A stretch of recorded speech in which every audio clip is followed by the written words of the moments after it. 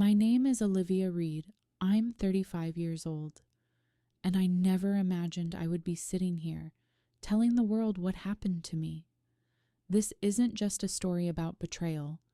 It's about how someone you trust with your whole heart can shatter your reality, twist the truth, and leave you questioning whether you ever mattered at all. For a long time, I stayed silent. I was afraid people wouldn't believe me, afraid they'd say, "You must have done something to deserve it." But today, I'm ready. Not for him, not for his family, but for myself, and for anyone who's ever been broken by the person they loved most. It all began 2 years ago. At that time, I was living in Boston, working in a PR agency, building a stable life with friends, plans, and dreams. And I was in love with a man I thought was my future. His name was Alex. Tall, charismatic, with that kind of smile that makes you forget everything else. We met at a conference. He was the speaker, I was the coordinator. After his talk, he walked straight up to me and said, "You're the most interesting person in this room." I laughed. He laughed. And just like that, it began. The first months felt like a movie. Flowers, surprises, weekend trips. He would text me late at night. "I can't sleep because I'm thinking about you." And I believed him. I believed every word. I believed I had finally found the man I was meant to spend my life with. But behind that perfect romance, something darker was hiding. Something that would leave me crying on the kitchen floor, clutching his phone in my hands. Something that would change me forever. When I think back to those first months with Alex, it feels almost unreal, like a dream I once lived in. He was perfect, or at least that's what I believed. He knew exactly what to say to make me feel special. He would show up at my office with coffee, just the way I liked it. Oat milk, no sugar. He remembered every detail. The book I was reading, the perfume I wore, even the way I tucked my hair behind my ear when I was nervous. On weekends, he planned little adventures. A drive to the coast, a surprise dinner at a rooftop restaurant. He once took me to a jazz club, saying, "I want you to feel like the main character tonight." And I did. I felt like the world revolved around us.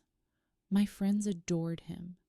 My parents said he was charming, respectful, the kind of man they'd always hoped I'd meet. And I was falling deeper every day. There were nights when he held me close and whispered, "I'll never let you go." And I believed him. I believed that this was the kind of love people write novels about, the kind of love that lasts forever. But perfection has a way of blinding you. It makes you ignore the small things, the unanswered calls, the sudden changes of plan, the moments when his smile didn't quite reach his eyes.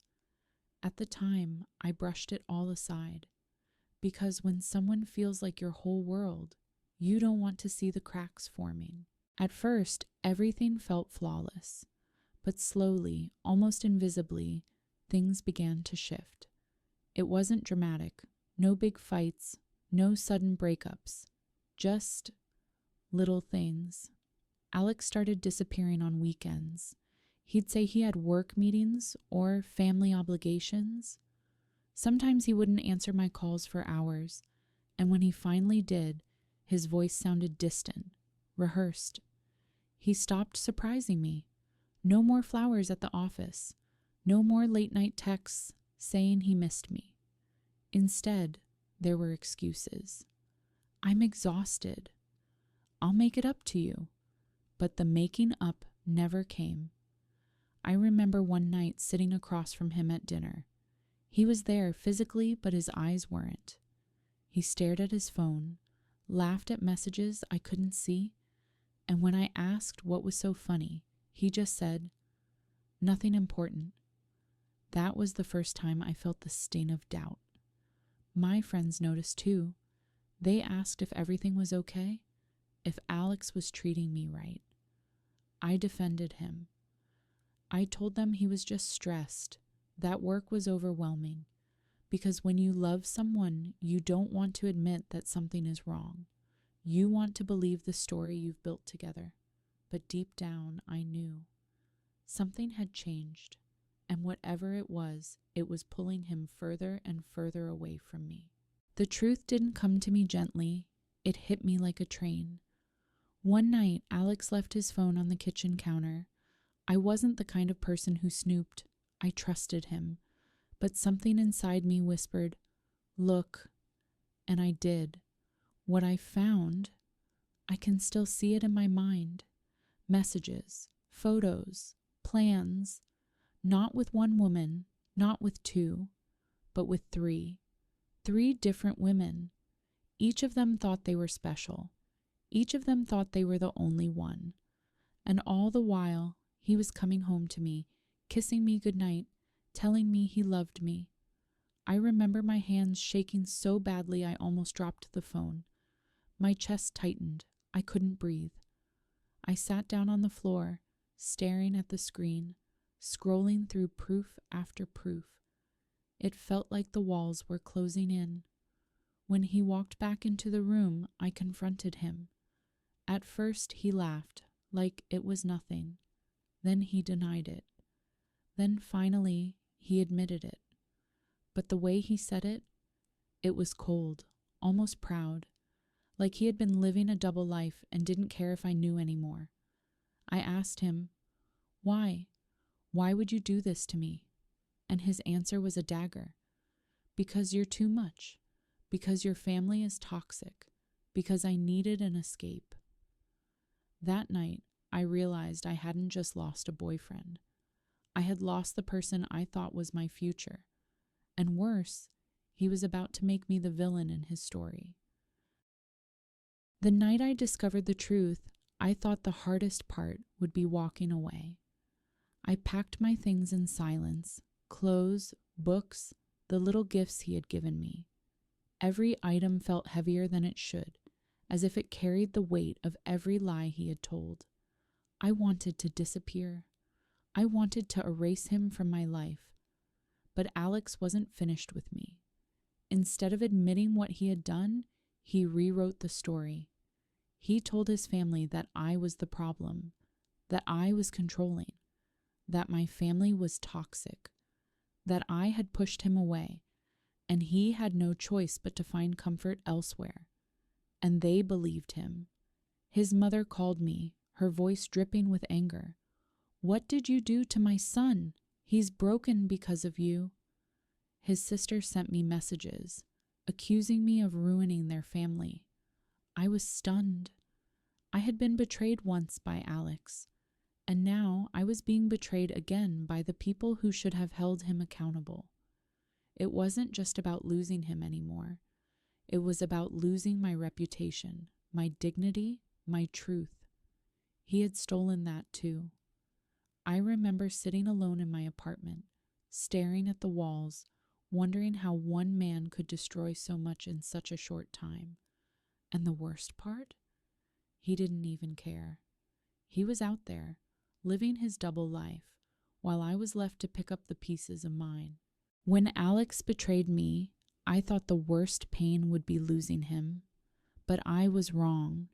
The real pain came afterward, when I realized I was losing everyone else too. His family turned against me completely. They believed every word he said. To them, I wasn't the woman he had cheated on. I was the villain who had driven him away. They sent me messages filled with blame, anger, even threats. It was like being tried in a court where the verdict had already been decided. And then, the friends we shared, they started to disappear. Some didn't want to take sides. Others believed his version of the story. One even told me, "Maybe you were too controlling. Maybe he needed freedom." That sentence cut deeper than the betrayal itself. I felt completely isolated. It wasn't just about losing a boyfriend anymore. It was about losing my community, my support system, my sense of belonging. I was alone, carrying the weight of his lies, while he walked free, unashamed, living his double life.